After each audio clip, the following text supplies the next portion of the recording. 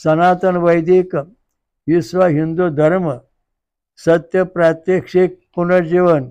मी काशी विश्वेश्वर सरस्वती महाराज कलकी दत्तात्रय मंदिर शिरूर गोंडदी पाचवाडी येथून दिनांक 8/8/1960 पासून प्रचार करीत आहे. आपण विश्वक्रांती नवे ज्ञान आपण ऐका, सर्वात सांगत जा. दररोज संध्याकाळी 8 ते 5 8:15 पर्यंत किंवा जास्त वेळ असते. अवश्य लाभ घेणे.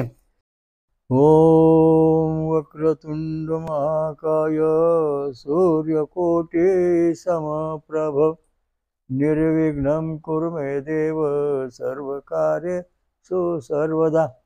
सर्व विश्वाचा आणि सर्व जगाचा नियंत्रण करताना जो एकम सत्परमेश्वर आहे श्रीवत्सोक्ष भगवंत. ओम सहस शीर्षा पुरुषा सहस्राक्षा सहस्रपात स भूमिं विषुवृताय दशांगुलम. यास नमस्कार करून आज आपलं 71वं प्रवचन सुरू करत आहोत. प्रवचन फार महत्त्वाचं आहे, आपल्या जीवनाशी निगडीत. आपण अवश्य ऐका. ओम हरि ओम दत्त. ओम गिरायतये सबंधवा पंचवातव्रातः आपयस्वं परिकृष्णवन्ति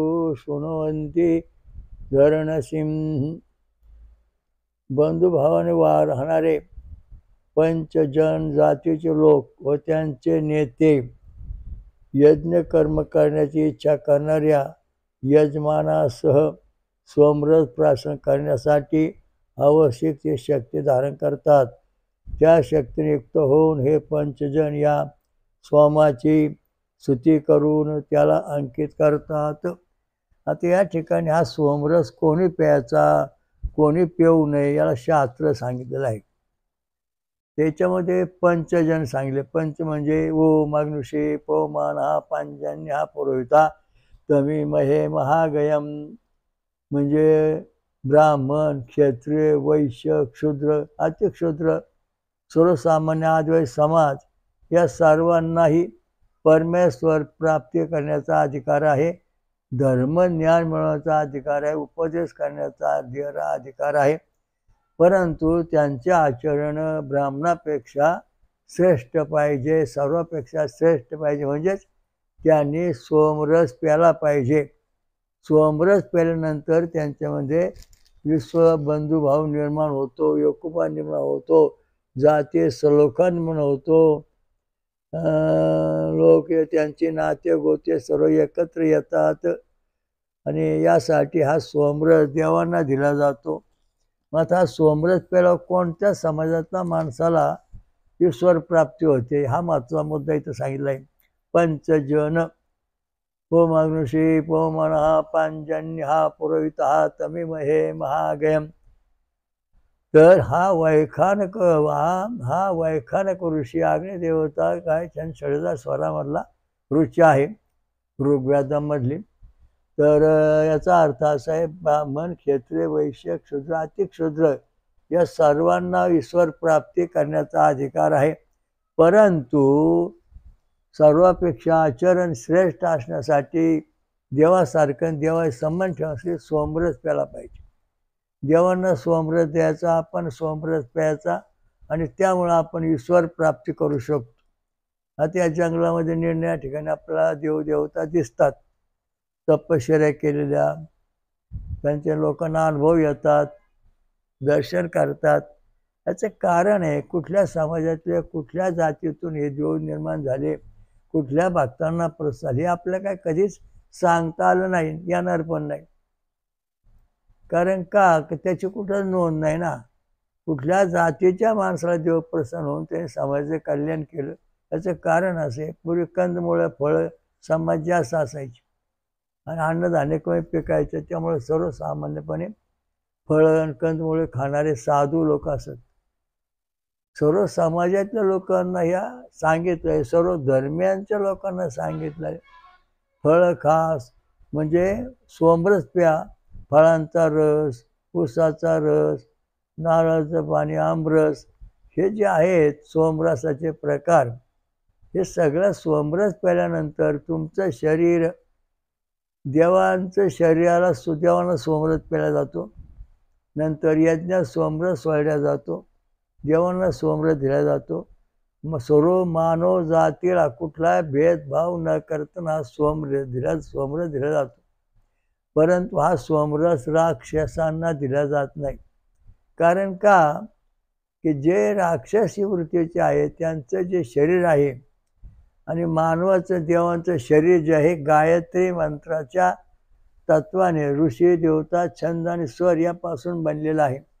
ही शरीर कोणाकोणाची बनली? ब्राह्मण, क्षत्रिय, वैश्य, क्षुद्र, अतिक्षुद्र म्हणजे आदिवासी समाज, या सर्वांचा समाज जो आहे यांची शरीर छंद आणि स्वरापासून बनलेले आहेत. परंतु राक्षसांची शरीर जी आहेत ती स्वर आणि छंदाला सोडून तयार झाली, म्हणून ते राक्षस वृत्तीचे लोक बनले.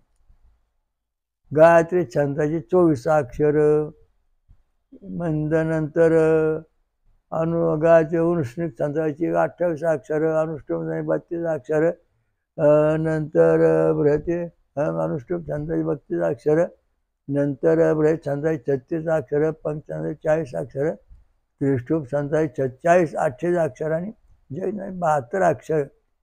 या अक्षर जे आहेत ध्वनी लहरी, या लहरीच्या ध्वनीत जो समाज जन्माला आला, ज्याचा ब्रह्मदेवाने विस्तार केला, ब्रह्मदेवाने ह्या समाजाची रूपरेषा आखून दिली, त्यांची अनुषंगता जशीच तशी ठेवण्याचा प्रयत्न केलेला आहे, पूर्ण केलेला आहे.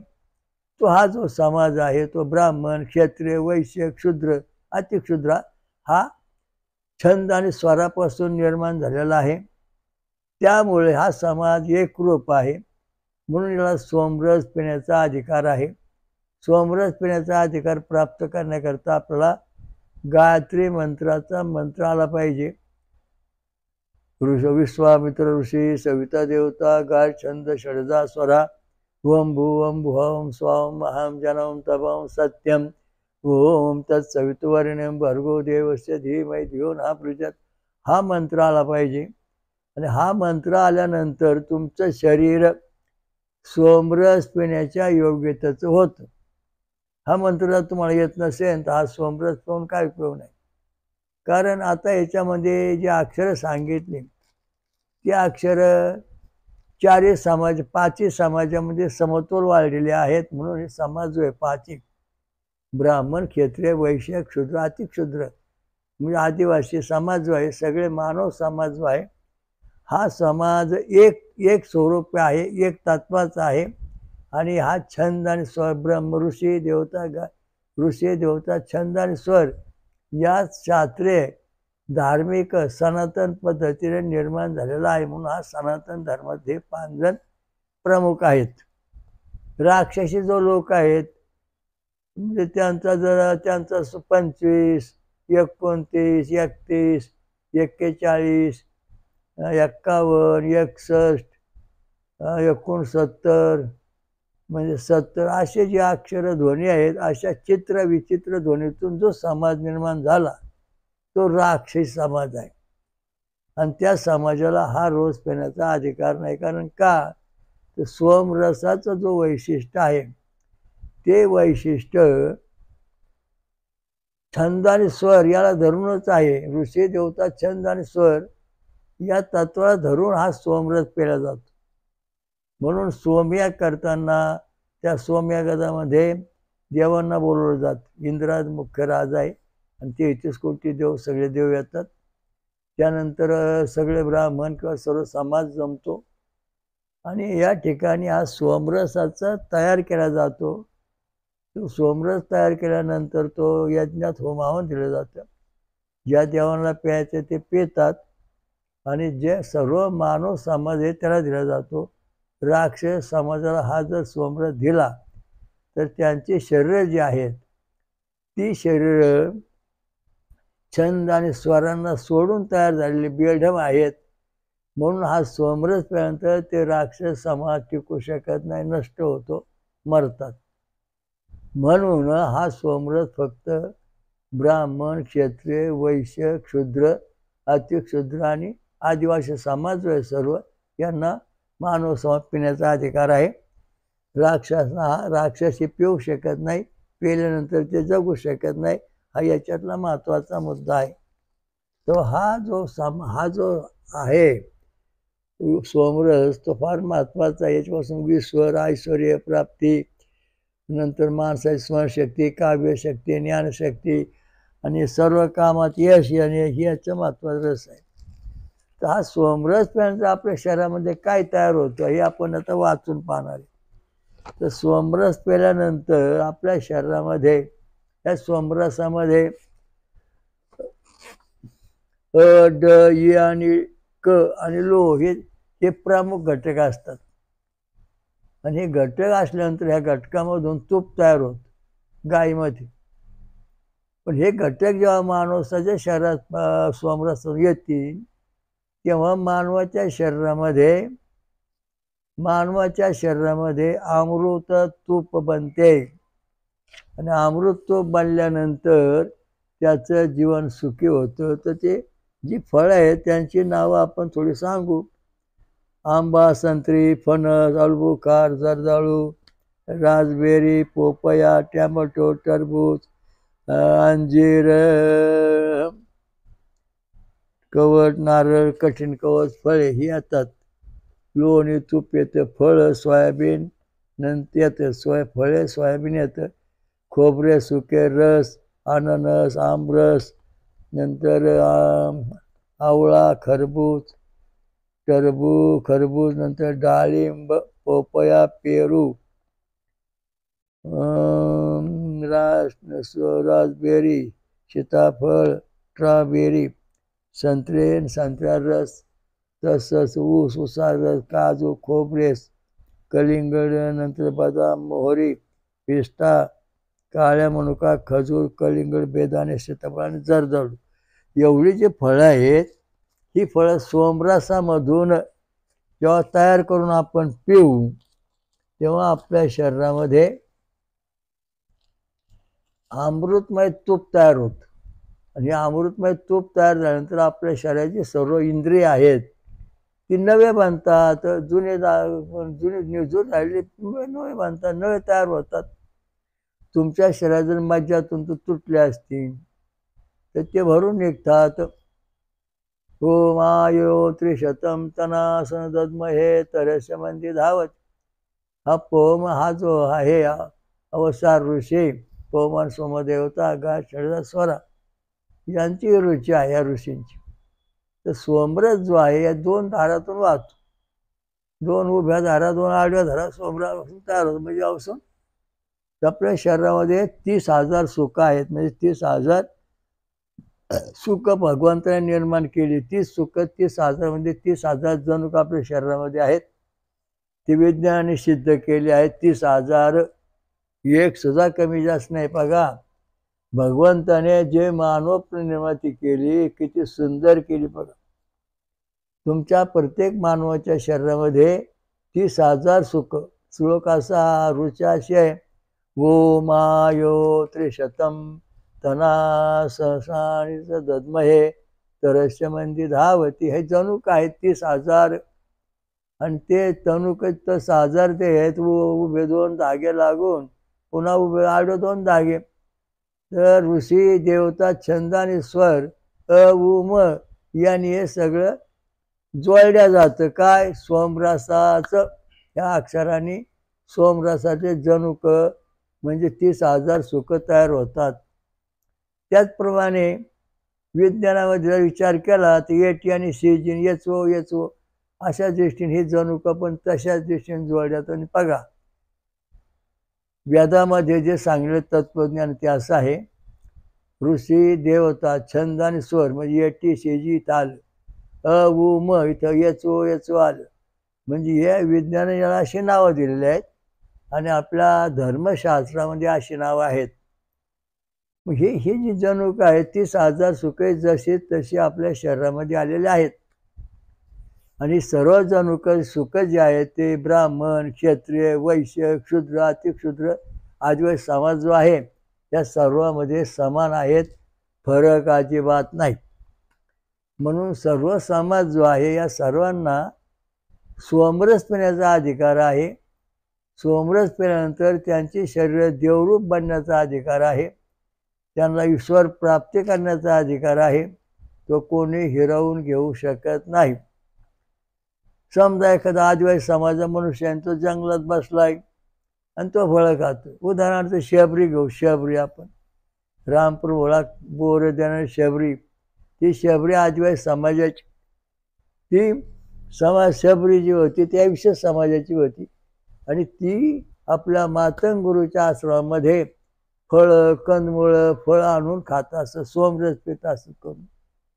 त्यामुळं त्या शबरीला जगाचं इत्तमभूत ज्ञान होतं. विष्णू अवतार कसा होणार, काय होणार, राम कधी भेटणार, हे सगळं ज्ञान तिला झालं. तशा प्रकारे तुम्ही कुठल्याही समाजात जरी असला तरी तुम्हाला ईश्वर प्राप्तीचं ज्ञान होतंच. आता कोणाला रक्तगट ए बी, ओ बी आणि बी, हे रक्ताचे 4 प्रकार आहेत. Positive, negative, R S positive, R S negative, R S negative, असे 4. म्हणजे हे जे संपूर्ण प्रकार आहे, या सर्व प्रकारचे जे समाज आहे, याला सोमरस पिण्याचा अधिकार. जर सोमरस नाही पिला तर त्याच्या शरीरातलं सुख समाधान नष्ट होतं. कारण कसं? आता डोकं दुखतंय, डोक्यामधले मज्जातंतू म्हणजे जणू तुटली.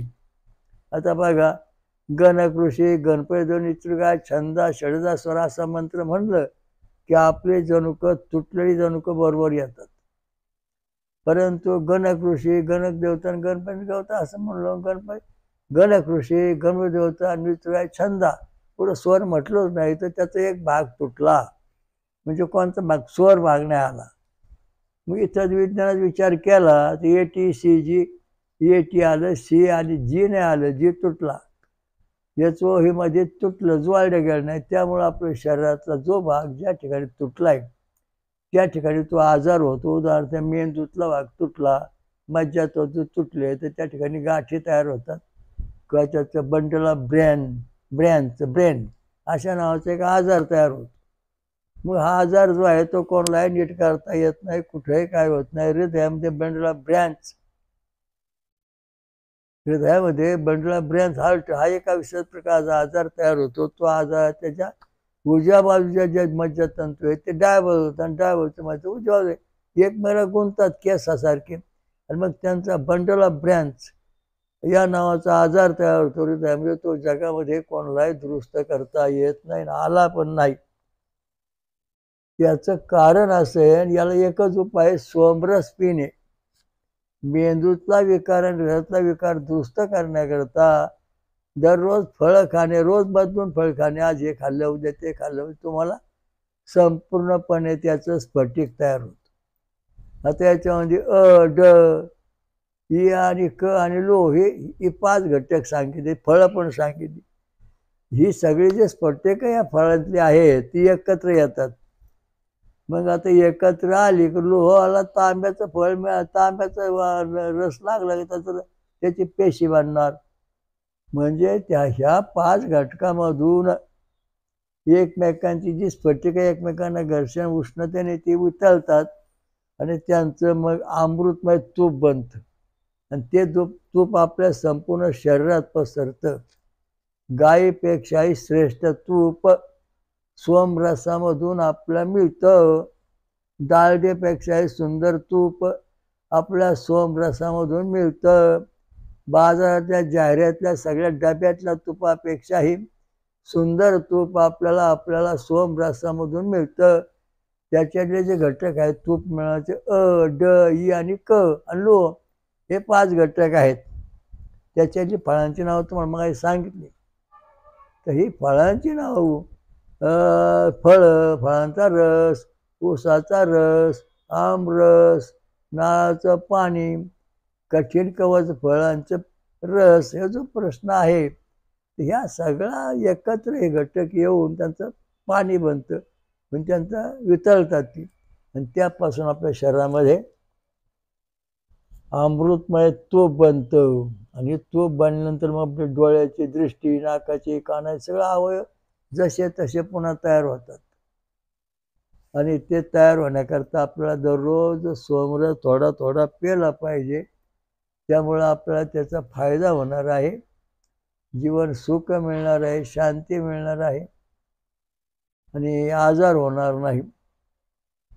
ज्यावेळी तुम्हाला स्वर्गात जायचंय, पृथ्वीवर राहायचंय, आता याच्यामध्ये स्वर्गात जाण्याकरता कोणाला अधिकार प्राप्त होतो? मनुस्मृती सांगितलं ठराविक लोक स्वर्गात जातात, बाकीच्या जाता येत नाही. पण वेदामध्ये सोमरस पेल्यानंतर ब्राह्मण, क्षत्रिय, वैश्य, क्षुद्र, अतिक्षुद्र आणि आदिवासी या सगळ्यांना परमात्माकडे जाण्याचा, स्वर्गात जाण्याचा अधिकार आहे असे वेदात सांगितलेलं आहे. सगळ्यांची या पाचही समाजाची उत्पत्ती झालेली आहे. ब्राह्मण, क्षत्रिय, वैश्य, क्षुद्र, अतिक्षुद्र आणि आदिवासी हे सगळे ऋषी, देवता, छंद आणि स्वरापासून झालेले आहे. आणि ती 24, 28, 32, 36, 40, 80 आणि 72 अक्षरं जी आहेत छंदांची, याच्यातून ही सगळी निर्मिती झालेली आहे. त्यामुळं सर्व सहज जो समाज आहे, पंच समाज, पंचायतन, यांना परमेश्वराच्या राज्यात परमेश्वराकडे जाण्याचा पूर्ण अधिकार आहे. आणि इतर काय ग्रंथ सांगितलं, हा मळीपासून झाला, हा घामापासून झाला, हा याच्यापासून, हे जे आहे हे जे बनवटगिरी आहे, हे खोटे ग्रंथ आहेत. हे खोट्या ग्रंथाचा तुम्ही सहवास करू नका, वेदाकडे चला, म्हणजे तुम्हाला खरं ज्ञान होईन. दत्त महाराज 4 कुत्रे दिसतात, ते 4 वेद आहेत. कुत्रे प्रामाणिक आहेत म्हणून त्यांनी कुत्री जवळ केली. आपल्या तो 4 सिंह आहेत म्हणून ते सिंह बलिष्ठ आहेत, कधी वाया जात नाही, प्रामाणिकपणे काम करतात. म्हणून ते ऋग्वेद, यजुर्वेद, साम, अथर्ववेद हे 4 वेद आहेत.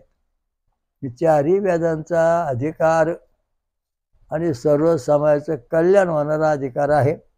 काही समाजाने हा अधिकार आपल्याकडे दाबून ठेवलेला आहे. तुम्हाला असं करता येणार नाही, तुम्हाला तसं करता येणार नाही. मग आम्ही काय करायचो? तुम्ही पुन्हा असे झाले पाहिजे, तुम्ही ते झाले, हे सगळं खोटं आहे. तुम्हाला परमेश्वराकडे जाण्याचा अधिकार सर्व समाजाला जगामध्ये कोणी दिला? एकट्या पांडुरंगाने. पांडुरंगाने सर्व समाजाचा अधिकार दिला. सर्व समाज लोक आहेत, ब्राह्मण, क्षत्रिय, वैश्य, क्षुद्र, अतिक्षुद्र, कसाई, न्हावी, ब्राह्मण, नंतर मुस्लिम, सगळे समाजाचं कल्याण करणारा परमात्मा सर्व समाजाला सांगितलं की तुम्हाला स्वर्गात जाण्याचा, वर राहण्याचा अधिकार आहे. भगवान राम प्रभूने परमधामाला जाताना ते सीतेसहित परमधामाला गेले, त्यावेळेस अयोध्यातले बरेच जण गंगेच्या पारावर जल समाधी घेतली आणि ते परमधामाला, त्या ठिकाणी सगळे परीट वगैरे सर्व समाजाचे लोक होते. आदिवासी, ब्राह्मण होते, क्षत्रिय होते, क्षुद्र होते, ब्राह्मण, क्षत्रिय, वैश्य, क्षुद्र, अतिक्षुद्र, सर्व समाज लोकांना संतान लोकात नेऊन ठेवलं आणि तिथून पुढे त्यांची प्रगती झालेली आहे. म्हणजे परमेश्वराकडे जाण्याकरता सर्व समाजाच्या लोकांना अधिकार आहे. पण ते 5च लोक आहेत, ब्राह्मण, क्षत्रिय, वैश्य, क्षुद्र, अतिक्षुद्र म्हणजे आदिवासी. राक्षस वृत्तीचे लोक आहेत, त्यांची निर्मिती 25, 27, 29 ते 34, नंतर 41, 47, 49, 69 अशा अक्षराच्या संवेदनातून किंवा 78, 90 अक्षर बेढप अक्षरामधून, ध्वनीमधून ज्यांची निर्मिती झाली तो राक्षस समाज, त्यांच्या अनुसार DNA तशा पद्धतीचे. आणि आपले 5 समाज जो आहे त्याचा DNA कसा आहे? ब्राह्मण, क्षत्रिय, वैश्य, क्षुद्र, अतिक्षुद्र आणि आदिवासी या समाजाचा DNA जो आहे तो 30,000 सुखांचा आहे. DNA जो आहे तो आपला 30,000 सुखांचा आहे. जणू का 30,000 सुखाचे आहेत. परंतु राक्षस समाज जो आहे, दैत्य समाज जो आहे, त्यांची निर्मितीचे DNA आहे ते आपल्याकडे थोडी वेगळी आहे. म्हणजे DNA आहे परंतु थोडंसं चित्रविचित्र स्वरूपाचं आहे. त्यामुळं तो समाजाला स्वर्गात जाण्याकरता अधिकार, प्रवेश मिळू शकत नाही. कारण स्वर्गात जे देव लोक राहतात त्यांचं DNA जे आहे ते ऋषी, देवता, छंद आणि स्वर गायत्री छंद षडजा स्वरः, पुष्णिक छंद वृषभ स्वरः, अनुष्ठव छंद गांधार स्वरः, व्रती छंद मांदंता स्वरः, पंक्ती छंद पंचम स्वरः, त्रिष्टुप छंद दैव स्वरः, जगती छंद निश्वास स्वरा.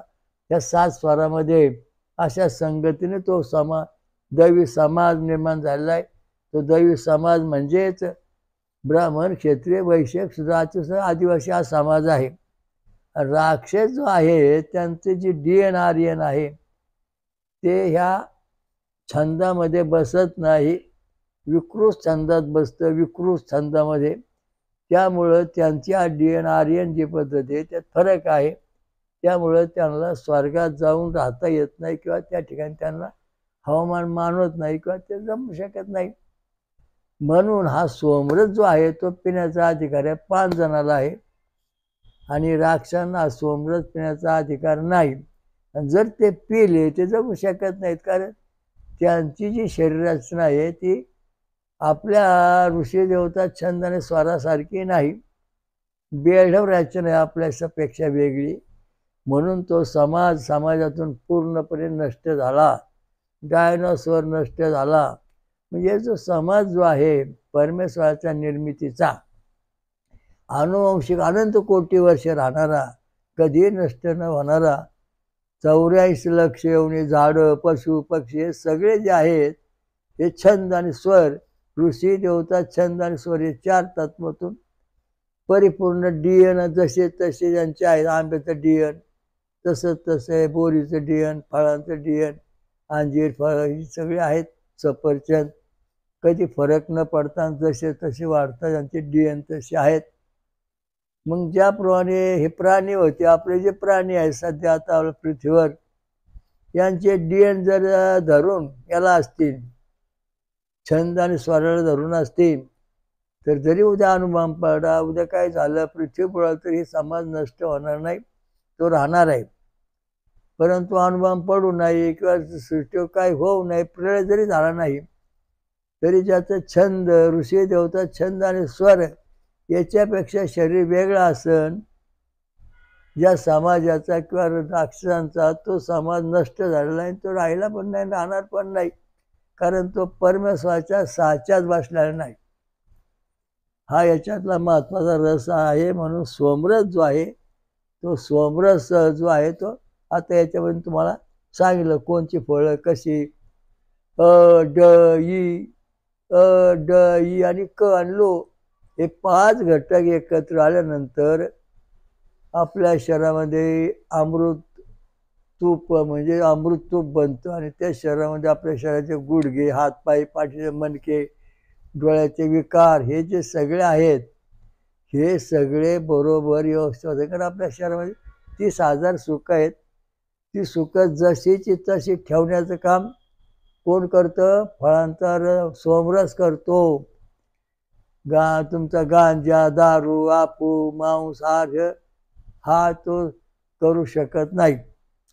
नंतर तर हे भूत्यान मार्गामध्ये ज्या काय कारभार आहे, देवदेवता वगैरे हे सगळे छंद आणि स्वराच्या वेगळे आहेत. म्हणून हा भूत्यान मार्गांचा मार्ग आहे. पितृयान मार्ग जो आहे तो स्वातंत्र्यपणे देवाजवळचा मार्ग आहे. म्हणून शाकाहारी जे समाज आहे त्या समाजाचं DN आर्यन नंतर ऋषी देवता छंद आणि स्वर हे देवाशी जरा मिळते जुळते आहेत आणि त्यांना सोमरस पिण्याचा अधिकार आहे. म्हणजे पितर सुद्धा सोमरस पिऊन देव स्वरूप होऊ शकतात. त्याप्रमाणे आपण आपल्या देवांच्या पुढं देवांना नेहमी सोमरस द्या, तुम्ही सोमरस प्या, तुमच्या पितरांना सोमरस द्या, म्हणजे ते देव लोक जातील, तुम्हाला त्रास देणार नाहीत. रवी मंगळ शनी बुध गुरु शुक्र शनी राहू केतू हे जे ग्रह आहेत सगळे हे तुम्हाला छाळणार नाहीत. राहूचं शिरका उडालं हा महत्त्वाचा मुद्दा आहे. भगवान विष्णू शिरका उडालं कसं काय तुटलं ते, याचं कारण आहे देव लोकांचं शरीर जे होतं ऋषी देवता छंद आणि स्वर त्यात तयार झालेलं होतं. राहूचं शरीर हे जे आहे ऋषी देवता छंद आणि स्वर याच्यापेक्षा थोडंसं वेगळं होतं. त्यामुळं राहूचं शरीर सुदर्शन चक्राने तुटलं गेलं, शिशुपाळचं शरीर तुटलं गेलं, रावण मारला गेला, कंस मारला गेला. त्याचं कारण का? तर कृष्णाचे जे छंद होते, ऋषी देवता छंद आणि स्वर, तसा कंसाचे छंद आणि स्वर त्याच्या विरुद्ध होते. म्हणून कृष्णाच्या हातून कंस मारला गेला. रामाचं डीएन आर्यन ऋषी देवता छंद आणि स्वर या पद्धतीचं होतं. रावणाचं डीएन आर्यन ऋषी देवता छंद याच्यामध्ये विस्कळीत होतं. आणि त्यामुळं रामप्रभूच्या हातून हा रावण मारला गेला, राक्षस मारले गेले. याचं कारण का? तर त्यांचे छंद आणि स्वर जे आहेत अनुवंशिकतेचे डीएन आर्यन ते आपल्याशी जुळते नाहीत. म्हणून हे राक्षस समाज नष्ट झाला. हे जादू टोना मंत्र तंत्र भूत खेत हे जे आहेत यांचे डीएन जे आहेत आर्यन आपल्यापेक्षा वेगळे आहेत. म्हणून ते आपल्याला चालतात किंवा त्रास देतात, लांबून दिसतात. पण आपलं जेव्हा ऋषी देवता छंद आणि स्वर या पद्धतीचे डीएन व्यवस्था असतील, 30,000 सुख असतील, आपण सोमरस पित असू तर या कुठल्याही आपत्तीपासून आपल्याला धोका नाही. कारण आपल्या शरीरामध्ये सोमरसातून अल्फा किरण तयार होतात आणि त्या अल्फा किरण तयार झाल्यानंतर आपलं पूर्ण संरक्षण होतं.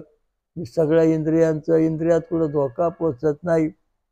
आणि गॅमा आणि बॅटा किरण जे आहेत हे बॅटा आणि गॅमा किरण जे आहेत ते मांसातून नंतर इतर अन्नधान्यातून तयार होऊन आपल्याला चालतात.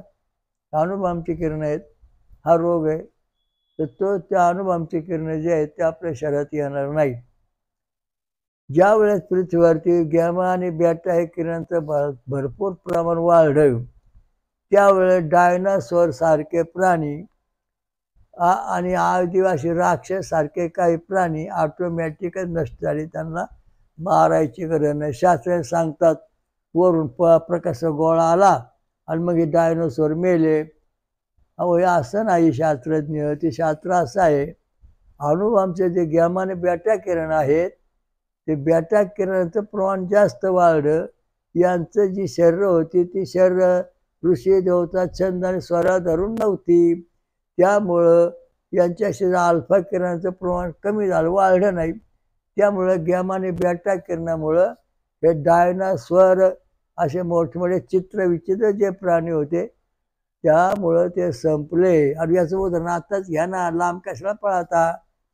गॅमा आणि बॅटा किरणामध्ये बीटा किरण जे होतं या बीटा किरणाचा तुमच्या कोरोनामध्ये बीटा किरण आलं आणि बीटा किरण आल्यानंतर माणसं जगणे लाखो माणसं मेले. कारण का? हे सगळी मांसाहार करणारी होती. यांच्या शरीरामध्ये जस्त कमी होत, सोमरस पीत नव्हती म्हणून ही मेली. अजूनपर्यंत जर सोमरस पेली नाहीत, तुमच्या शरीरात जस्ताचं प्रमाण जर वाढलं नाही तर ही माणसं सुद्धा गॅमा आणि बॅटा किरणांच्या तडाख्यात सापडून जग संपून जाईल, राहणार नाही. औषध पाण्यामध्ये शरीरामध्ये जीव पेशीमध्ये 99% जस्त असतं. त्यामुळे आपल्या शरीरामध्ये अल्फा किरण 100% आपलं संरक्षण करतं. पण ते जर जीवपेशी 60% जरा जस्त असेल तर या ठिकाणी 60% अल्फा किरण आपलं संरक्षण करतं आणि 40% आपल्या शरीरामध्ये गॅमा आणि बॅटा किरणांचा तडाखा बसतो. त्यामुळे माणसं मरतात. 1000 माणसाचे रिपोर्ट तपासले मेल्यानंतर डॉक्टरांनी, तर ते मांसाहार करणारे सगळे प्राणी होते. त्यांच्या शरीरामध्ये जास्तचं कुठलाही अंश नव्हता, तो कमी होता. त्यामुळं हे सगळी माणसं मृत्युमुखीला मरायला मेली. औषधाचा गुण आला नाही. ज्यांच्या शरीरामध्ये जास्ताचं प्रमाण व्यवस्थित होतं ते कोरोना होऊन सुद्धा वाचलेले आहेत. असं एक शास्त्र आहे. त्याकडे कोरोना झाला, 3ऱ्या स्टेपला गेला, पण त्याच्या शरीरामध्ये जास्त प्रमाण जवळजवळ 80% होतं. त्यामुळे त्याला काय कोरोना तात्पुरता झाला की बरा झाला आणि तो त्याच्यामध्ये अल्फा किरण वाढलं. त्यामुळं गॅमा आणि बॅटा किरणचा पूर्ण नाश झाला. लक्षात ठेवा, हे सगळं महत्त्वाचा मुद्दा आहे. सोमरसामधून हे प्रकार आपल्याला मिळतो अल्फा किरण. अल्फा किरणाला वेदामध्ये पौमान सोमा देवता असं म्हटलेलं आहे. ते आपल्या जीवनात संरक्षण करते. अन्न, पाणी, औषध आणि वातावरण यातून आपल्या शरीरात जे वाईट घटना येतात, प्रदूषण होतं, ते नष्ट करतात. तर असं सोमरसाचं महत्व आहे. म्हणून सोमरसामध्ये प्रत्यक्ष प्रमाण. मग सोमरस आपल्या शरीरात आलं का नाही, याला पुरावा काय तुमच्याकडे? तर आपली जी ECG काढल्यानंतर आपली जे 6 बटणं आहेत, 6 mm ते 10 mm जर आली तर आपल्या शरीरामध्ये अल्फा किरण भरपूर आहे, आपल्या जीवनाला धोका नाही. एक बडा शेठजी होता, बडा एक महाराज होता, म्हणजे महाराज, शेठजी नाही, महाराज होता विद्वान. आणि माझ्या खाली म्हणले, महाराज यांच्या शरीराची काय हालचाल होत नाही. मग त्यांना म्हणलं तुमचं ECG दाखवा. तर 6 बटणं निगेटिव्ह झाली होती, म्हणजे त्यांच्या शरीरातलं अल्फा किरण पूर्ण संपलं होतं. त्यामुळे शरीरातले कुठलीही इंद्रिय हालचाल करीत नव्हती. मग त्यांना म्हणलं तुम्ही आता औषध पाणी करा. केलं औषध पाणी, काहीच होईना. मग म्हणलं तुम्ही असं करा, तुमचा रक्तगट सांगा. मग त्या आमचा रक्तगट ये यांचा. मग तुम्ही ब्रजचंद मानदंत स्वर शिवशंकराचा अभिषेक मंत्राला सुरुवात करा. मग ते सुरू झाल्यानंतर ते 6 बटणं निगेटिव्ह पॉझिटिव्ह झाली आणि शरीरामध्ये अल्फा किरण प्रगट झालं आणि त्याच्या मृत्यूच्या तडाख्यातून तो वाचला. मेल्यानंतर सुद्धा तो जिवंत का होतो, याचं कारण असं आहे की ते शरीरामध्ये जस्त असतं, ज्याच्यावर अल्फा किरण असतं. धनंजय नावाचा वायू असतो. अल्फा किरण म्हणजे धनंजय नावाचं वायू हे जोडून चालतो उपप्रकार. आणि त्यामुळे मनुष्य जरी गेला तर धनंजय वायू राहतो, त्यामुळे त्या शरीर बॉडी व्यवस्थित राहते. तर तशा प्रकारचं हे आपल्या शरीरामध्ये सोमरसाचं प्रमाण 60% पाहिजे. तुम्ही एक टायमाला जेवला तर एक टायमाला फळ खा. दररोज एक फळ खाल्लंच पाहिजे. त्याच्याशिवाय तुम्हाला जगामध्ये कुठल्या व्यक्तीला साधू संत ऋषी मुनी जगू शकणार नाहीत. कारण आता सध्या समाजामध्ये जगामध्ये म्हणजे अल्फा किरणाची जास्त गरज आहे. कंदमुळे फळे खाऊन राहणे, सोमरस पिणे. आणि तुम्हाला तुमच्या शरीरात जर गॅमान बेटा किरणं आली, जास्त शरीरात नसेल तर तुमचं जीवन धोक्यात आहे. नारळ, काजू, बदाम याच्यामध्ये लोह जास्त, तांबे आहे.